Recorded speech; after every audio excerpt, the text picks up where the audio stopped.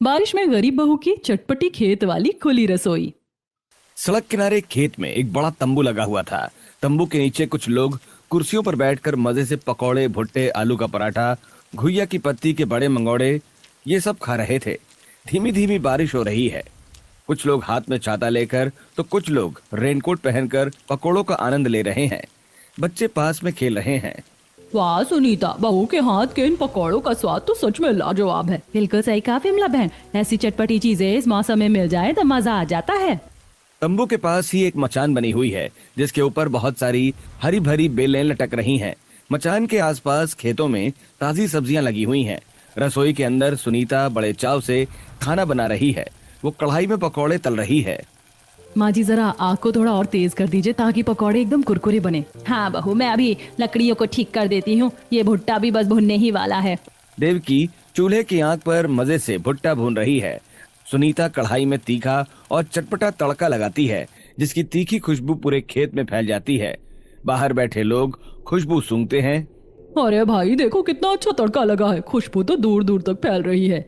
हाँ, इतनी अच्छी खुशबू आ रही कि पेट भरे होने पर भी भूख लग जाए।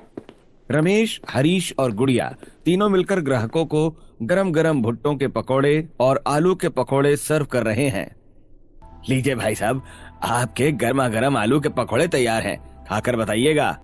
और ये लीजिए चाची, आपके लिए एकदम गरम भुट्टे के पकौड़े। भाभी बाहर तो ग्राहकों की लाइन लग गई है, सब आपके हाथ के स्वाद के दीवाने हो गए हैं। गुड़िया तुम लोग बस जल्दी जल्दी सबको सर्व करते जाओ, मैं यहाँ गरम गरम उतार रही हूँ। आखिर भाभी आपने अपनी चटपटी खुली रसोई खेत में बना ही ली, सब कितनी तारीफ कर रहे हैं। आखिर ऐसी क्या जरूरत पड़ी बहू को कि उसे बारिश में खुले में चटपटी रसोई बनानी पड़ी? क्यों एक गरीब परिवार को अपना घर छोड़कर खेत में चूल्हा जलाना पड़ा? आइए जानते हैं इस कहानी की शुरुआत से।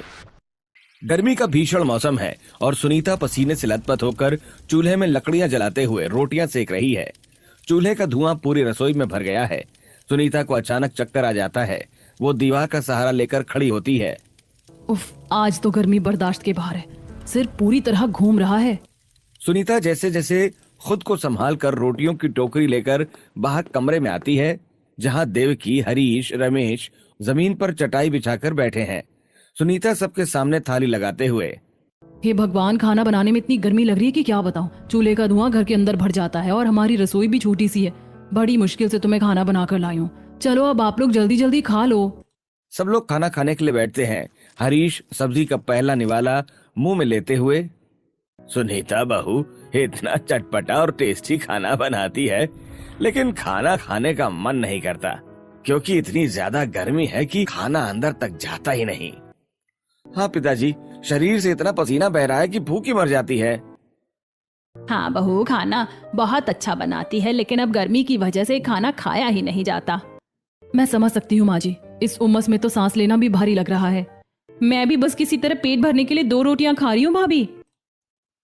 परिवार के सभी सदस्य जैसे जैसे थोड़ा खाना खाते हैं, भीषण गर्मी और घुटन के बीच सब उसी छोटे से कमरे में जमीन पर सोने की कोशिश करते हैं, लेकिन किसी को नींद नहीं आती। इस कमरे में तो एक हवा का झोंका भी नहीं आ रहा है। रात कैसे कटेगी? इतनी गर्मी है कि यहाँ पर तो मुझे घुटन हो रही है, छाती पर वजन सा लग रहा है। हाँ जी, पंखा भी बस गर्म हवा फेंक रहा है। भगवान जाने कब राहत मिलेगी इस गर्मी से। रात किसी तरह बीतती है। अगले दिन सुबह जल्दी जल्दी पूरा परिवार तैयार होता है। वे सभी अपने खेतों पर जाने के लिए घर से निकलते हैं। रास्ते में उन्हें चमन कबाड़ी वाला अपने ठेले के साथ मिलता है। राम राम हरीश भाई। अरे भाई, आप लोग तो बहुत ही टाइम के पक्के हो, समय पर खेतों के लिए निकल ही जाते हो। तुम भी तो रोज अपना कबाड़ बेचने समय से निकल जाते हो चमन भाई। हाँ भाई, गरीब हैं। अब गरीब अगर अपना काम समय पर नहीं करेंगे तो कैसे काम चलेगा? बात तो बिल्कुल सच कही है आपने। मेहनत के बिना 2 वक्त की रोटी भी नसीब नहीं होती। चलो भाई, आप लोग खेत पर जाओ, मैं भी अपनी गली की तरफ निकलता हूँ। चमन अपना ठेला लेकर आगे बढ़ जाता है। हरीश का परिवार चलते हुए अपने खेतों पर पहुँचता है। उनके खेतों में धान, भुट्टे और सब्जियां लगी हुई हैं। खेतों को देखकर हरीश, हे भगवान, सारी सब्जियां भी सूख रही हैं और हमारा धान और भुट्टे भी सूख रहे हैं। हाँ पिताजी, मिट्टी में बड़ी बड़ी दरारें पड़ गई हैं। पौधों की पत्तियां पीली हो रही हैं। अब बारिश होना बहुत जरूरी है। यदि बारिश नहीं होगी तो क्या होगा? हमारी पूरी मेहनत बर्बाद हो जाएगी। अगर फसल खराब हो गई तो हम साहूकार का कर्ज कैसे चुकाएंगे? सब उस ऊपर वाले के हाथ में है बेटा, हमें अपना कर्म करते रहना चाहिए। सभी लोग सूखी मिट्टी को ठीक करने और बची हुई फसलों को बचाने के काम में लग जाते हैं। ऐसे ही दोपहर हो जाती है। तब सुनीता पेड़ के नीचे आकर सभी को आवाज देते हुए, सुनिए, खाने का समय हो गया, आइए साथ में खाना खा लेते हैं। हाँ भाभी, जल्दी से निकालो, भूख के मारे अब काम नहीं हो रहा। सभी पेड़ के नीचे आकर बैठ जाते हैं। सुनीता कपड़े की पोटली से मक्के की रोटी, कच्चा प्याज और नमक निकालकर सभी को परोसती है। सब लोग मजे से खाना खाते हैं। थोड़ी देर बाद शाम ढलने लगती है। वे वापस घर के लिए पैदल चलते हैं। तभी आसमान में अचानक काले बादल घिरने लगते हैं। देखो भैया, आसमान में कितने घने बादल आ गए हैं। हाँ गुड़िया, हवा भी ठंडी चलने लगी है। बारिश का मौसम अब शुरू होने वाला है। भगवान करे अच्छी बारिश हो जाए ताकि हमारी फसलें भी अच्छी हो जाएं और सूखा खत्म हो। हाँ पिताजी, खेतों को पानी मिल जाएगा तो सब्जियां फिर से हरी हो जाएंगी। वे जैसे ही अपने घर के दरवाजे पर पहुंचते हैं तभी अचानक आसमान से झमाझम बारिश शुरू हो जाती है। वाह, बारिश आ गई, मजा आ गया। सच में भगवान ने हमारी सुन ली। दिल खुश हो गया। चलो जल्दी से घर के अंदर चलो, सब भीग रहे हैं। सब लोग हंसते हुए घर के अंदर जाते हैं, लेकिन तभी अचानक छत के एक हिस्से से पानी की मोटी धार नीचे टपकने लगती है। अरे रमेश, देख, यहाँ पानी गिर रहा है। माँ, छत का छप्पर तो पूरी तरह सड़ चुका है। पैसे न होने की वजह से हम अपना छप्पर नहीं सुधरवा पाए। बहू, तो यहाँ पर कोई बर्तन लगा दे ताकि पानी पूरे कमरे में ना भरे। सुनीता एक बड़ी गंजी लेकर आती है और टपकते हुए पानी के नीचे रख देती है। लेकिन तभी बारिश झमाझम और बहुत तेज होने लगती है। भैया, यहाँ भी टपक रहा है, बिस्तर गीला हो रहा है। माँ जी देखो, चूल्हे के ऊपर भी टपकने लगा, पूरा चूल्हा भीग जाएगा। बर्तन कम पड़ रहे हैं, जल्दी से पानी बाहर फेंकना होगा। जगह जगह से घर टपकने लगता है। पूरा परिवार कटोरी, बाल्टी और डिब्बे लेकर घर के अंदर भरे हुए पानी को बाहर फेंकने में जुट जाता है। वे बहुत देर तक पानी फेंकते हैं। काफी देर के बाद बारिश बंद होती है। चलो भाई, जैसे तैसे हमने ये तो कर लिया। घर तो सूख गया है। भले हमें परेशानी हो रही है, लेकिन हमारे खेत तो हरे भरे हो जाएंगे। पिताजी, चूल्हा और लकड़ियाँ तो पूरी गीली हो गई हैं। मुझे नहीं लगता कि खाना बन जाएगा इनसे। कोई बात नहीं बहू, परेशान मत हो। अब कल सुबह ईंट ला देंगे, तुम चूल्हा बना के खाना बना लेना। आज हम सब ऐसे ही सो जाते हैं। अगली सुबह सुनीता जल्दी उठकर दोबारा चूल्हा बनाने के लिए घर के बाहर ईंटें ढूंढने लगती है। गांव में उसे पड़ोसन विमला और शीला मिल जाती हैं। अरे सुनीता बहू, इतनी सुबह सुबह कहाँ जा रही हो हाथ में तगाड़ी लिए? राम राम विमला चाची, बस गांव में ईंटें ढूंढने निकली हूँ। कल बारिश में चूल्हा टूट गया है, उसी को बनाना है। वैसे सुनीता बहू, तुम खाना तो बहुत लाजवाब बनाती हो और तड़के की खुशबू तो बाहर सड़क तक आती है। जब तुम रसोई में तड़का मारती हो तो हमारा भी मन ललचा जाता है। कभी अपने हाथ का खाना हमें भी तो खिलाओ। हाँ जरूर खिलाऊंगी चाची, पर अभी चलती हूँ। सुनीता ईंटें तगाड़ी में उठाती हैं और अपने घर की तरफ आते हुए मन ही मन, सब लोग मुझे यही कहते हैं कि सुनीता तू बहुत अच्छा खाना बनाती है, खुशबू बाहर तक आती है, तो हमें भी खिलाना। लेकिन मैं किसको बताऊं कि मुझे खिलाने का बहुत मन है, लेकिन पैसे हो तो खिलाऊं ना। सुनीता ईंटें लेकर अपने घर पर पहुंचती है। फिर सुनीता और देवकी मिलकर ईंटों से नया चूल्हा बनाती हैं। चूल्हा सूखने पर सुनीता फटाफट आग जलाती है और फिर खाना बनाती है। वो गरम गरम रोटियां और सब्जी बनाकर सबको परोसती है। खाना खाकर रमेश, सुनीता बहुत बढ़िया खाना बना है, अब पेट भर गया तो खेत में काम करने की ताकत आ गई। आप लोग अच्छे से खा लीजिए, खेत में आज बहुत काम होगा। सभी लोग खाना खाकर खेतों के लिए निकल जाते हैं। सुनीता भी अपने बर्तनों को समेटकर उनके पीछे पीछे खेत की तरफ चल देती है। जैसे ही पूरा परिवार खेत में कदम रखता है, वैसे ही फिर से झमाझम बारिश शुरू हो जाती है। तेज गर्मी के बाद आई इस बारिश को देखकर पूरा परिवार खुशी से झूम उठता है। वाह, मजा आ गया भैया। भाभी देखो कितनी तेज बारिश हो रही है। हरीश और रमेश खेत की मिट्टी में खड़े होकर बारिश का आनंद लेते हैं। सब लोग नहाते हैं और भीगते हुए खेत में काम करते हैं। वाह भाभी, देखो ये बारिश की बूंदें तो जादू कर देती है, ना सिर्फ पेड़ों पर बल्कि हम पर भी। देखो ना कितना अच्छा लग रहा है। हाँ गुड़िया, खेतों की प्यास बुझ गई, हमारी फसलें अब मुस्कुराएंगी। सच में इस बारिश ने हमारी सारी थकान मिटा दी। चलो अब जल्दी से सब्जियों की क्यारियां ठीक कर लेते हैं। इस तरह से वो सभी लोग फिर खेतों में काम करके शाम को अपने घर वापस आ जाते हैं। लेकिन घर पहुंचते ही उनकी खुशियां गायब हो जाती हैं। हे भगवान, सारा पानी तो फिर से घर के अंदर भर गया है। सभी मिलकर डब्बों से पानी को बाहर निकालते हैं। फिर सुनीता जैसे तैसे लकड़ियां जलाकर खाना बनाती है और सबको खिलाती है। खाना खाकर सभी लोग किसी तरह सो जाते हैं।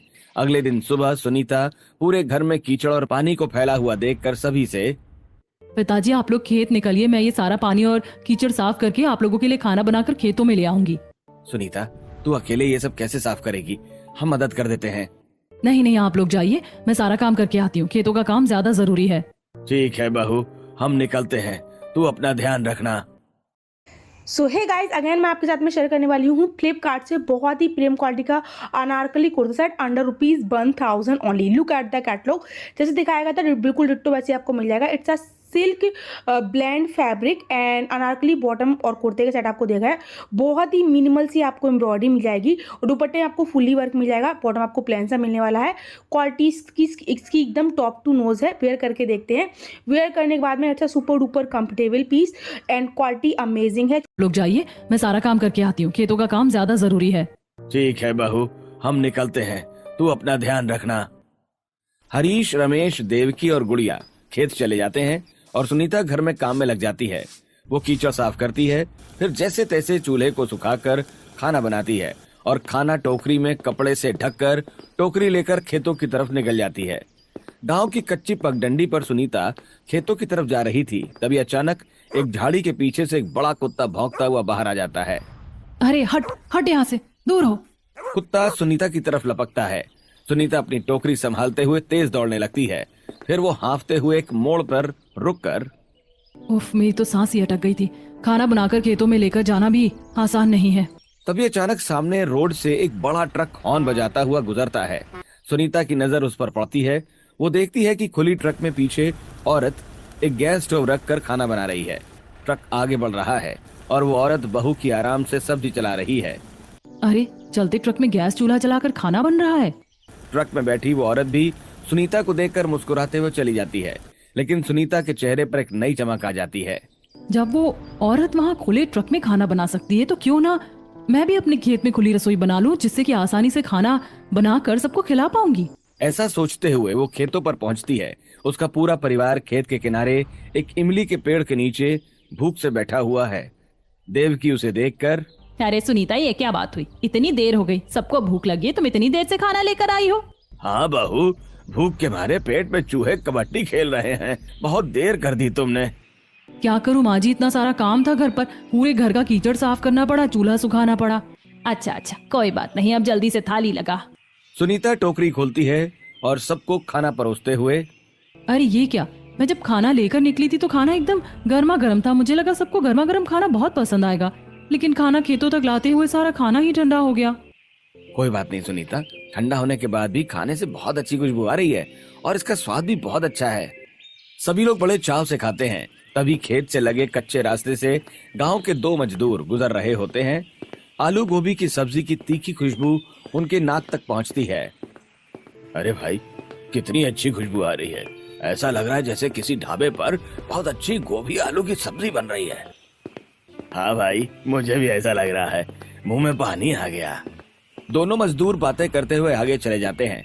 गुड़िया ये सब सुनकर हंसते हुए, भैया देखो, इनको क्या पता कि हमारी भाभी खाना इतना स्वादिष्ट बनाती है और ये खुशबू हमारे ही खाने से आ रही है। अरे रोड के किनारे हमारे खेत है तो आते जाते लोगों को खुशबू तो आती रहेगी। उनकी बात छोड़ो, तुम लोग चुपचाप खाना खाओ। सभी लोग खाना खा लेते हैं। तभी अचानक आसमान फिर से काला हो जाता है और तेज बारिश शुरू हो जाती है। हरीश के खेत के कोने में एक बहुत ही पुरानी छोटी सी घास फूस की झोपड़ी बनी हुई है। हरीश बारिश को देखकर, अरे चलो चलो, झोपड़ी के अंदर चले चलो, बहुत तेज बारिश है। पूरा परिवार भागकर उस छोटी सी झोपड़ी में सिमट जाता है। बाहर मूसलाधार पानी बरस रहा है और झोपड़ी की छत से भी हल्की बूंदें टपक रही हैं। झोपड़ी के अंदर पूरा परिवार सिकुड़ कर बैठा हुआ है। बाहर बारिश थमने का नाम नहीं ले रही है और झोपड़ी की पुरानी घास फूस से पानी नीचे रिस रहा है। अरे बहुत देर हो रही है, बारिश बंद भी नहीं हो रही, अब क्या करेंगे हम? हाँ माँ जी, हमारे घर में तो पानी भर गया होगा और अब जाकर खाना बनाने के लिए पहले सारा पानी घर के बाहर निकालना पड़ेगा। मुझे बहुत देर हो जाएगी। भाभी, इस झोपड़ी में खाना नहीं बना सकते क्या? यहाँ तो हम बारिश से ही बचे हुए हैं। इतनी सी झोपड़ी है, अगर इसमें खाना बनाएंगे तो सारा धुआं झोपड़ी के अंदर भर जाएगा और सांस लेना भी मुश्किल हो जाएगा। हाँ गुड़िया, और वैसे भी ये झोपड़ी घास फूस की है, इसमें आग भी लग सकती है। काश ऐसा होता कि खेतों में ही हमारी चारों तरफ से खुली रसोई होती, जहाँ धुआं भी ना रुकता और गर्मी भी नहीं लगती। कुछ समय बाद बारिश बंद हो जाती है और पूरा परिवार झोपड़ी से बाहर आता है और घर जाने के लिए अपने कदम बढ़ाता है। तभी अचानक हरीश की नजर खेत के दूसरे कोने पर पड़ती है, जहाँ कुछ आवारा जानवर घुस आए हैं। अरे ये क्या? देखो, 3-4 आवारा पशु हमारे खेत के अंदर घुस रहे हैं। अरे हटो हटो, यहाँ से भागो भागो यहाँ से। हरीश और रमेश आवारा जानवरों को वहां से भगाते हैं।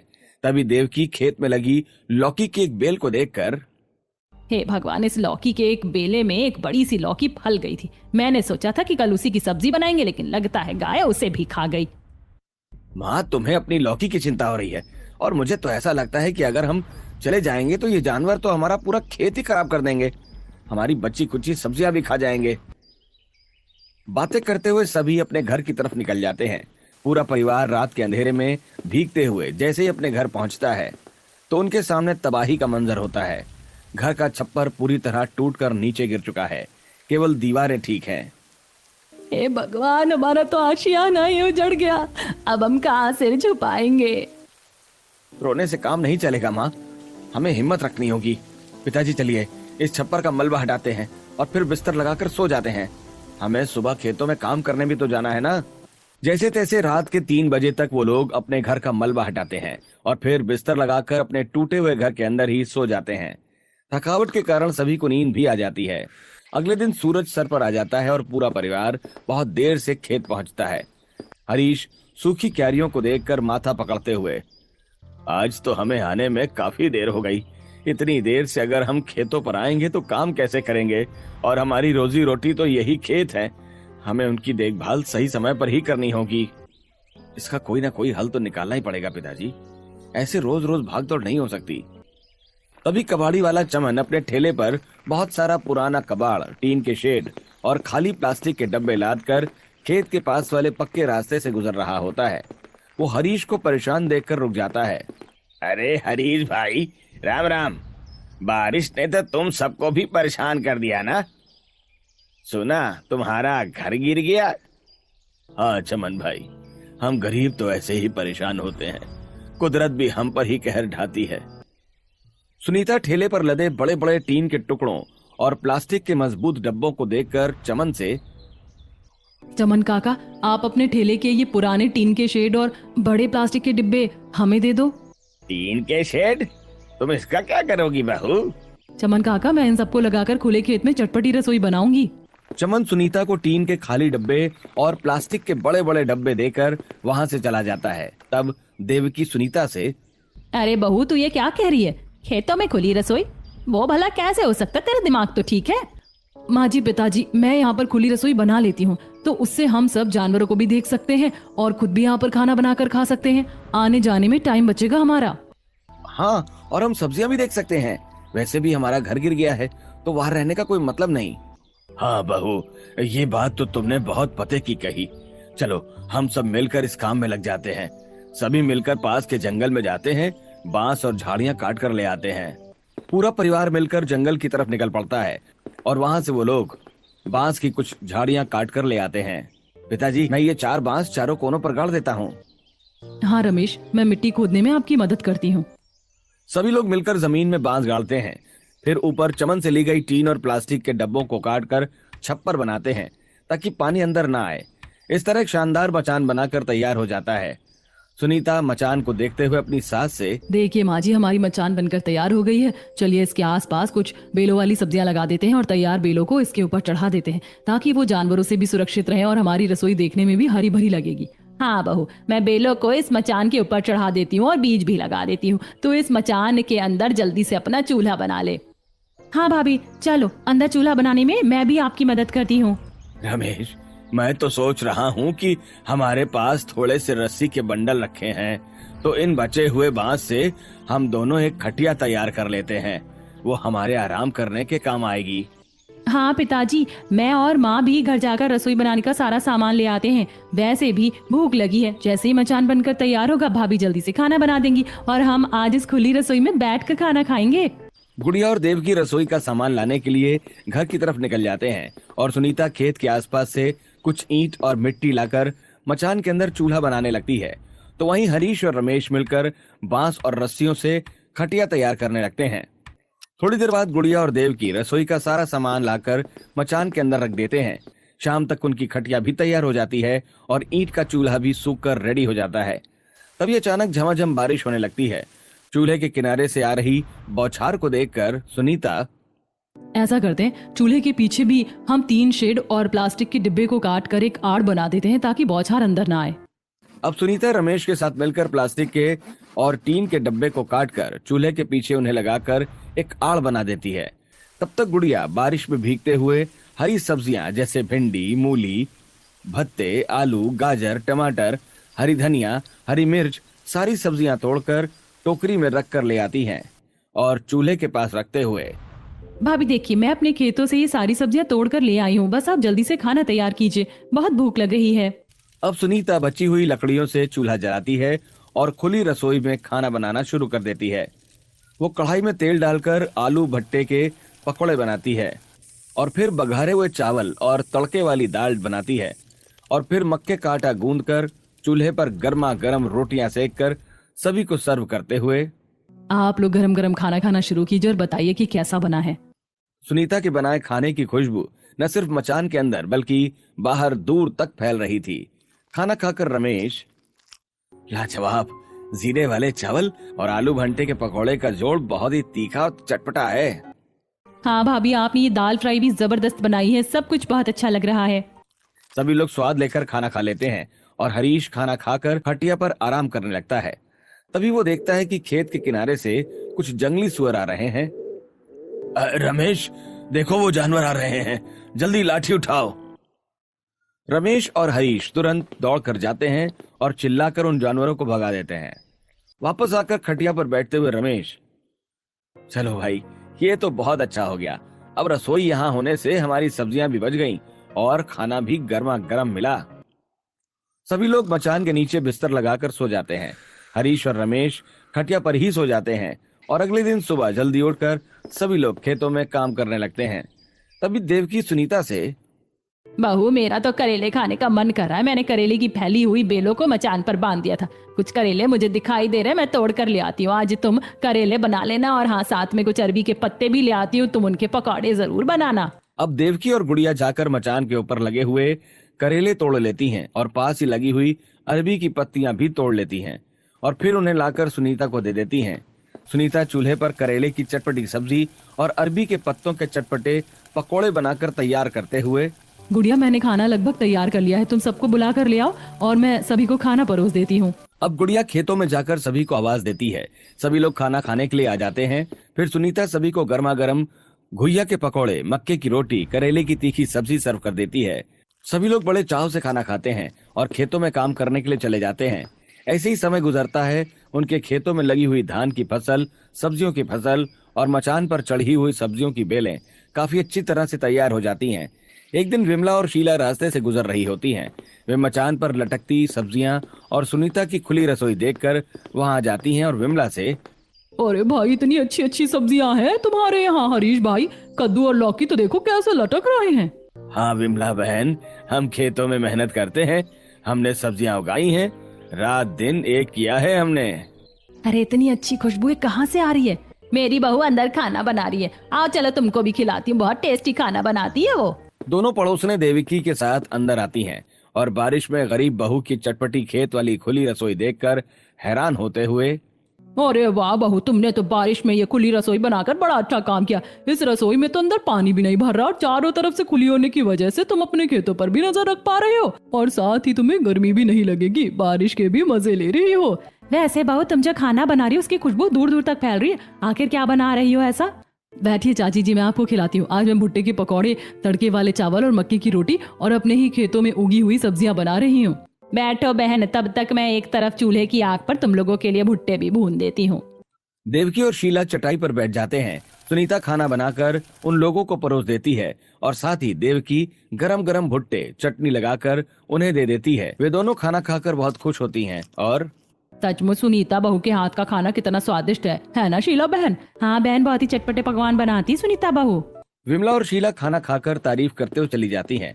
परिवार की बाकी लोग भी खाना खा लेते हैं। तभी बाहर झमाझम बारिश होने लगती है। बारिश देखकर गुड़िया भाभी मुझे नहाना है, आज मैं इस तेज बारिश में खूब नाचूंगी। गुड़िया ऐसा कहकर बाहर चली जाती है और झमाझम बारिश में नहाती है और नाचती भी है। उसकी खुशी देखकर उसके साथ परिवार के लोग भी बारिश में खूब भीगते हैं और खूब नाचते हैं।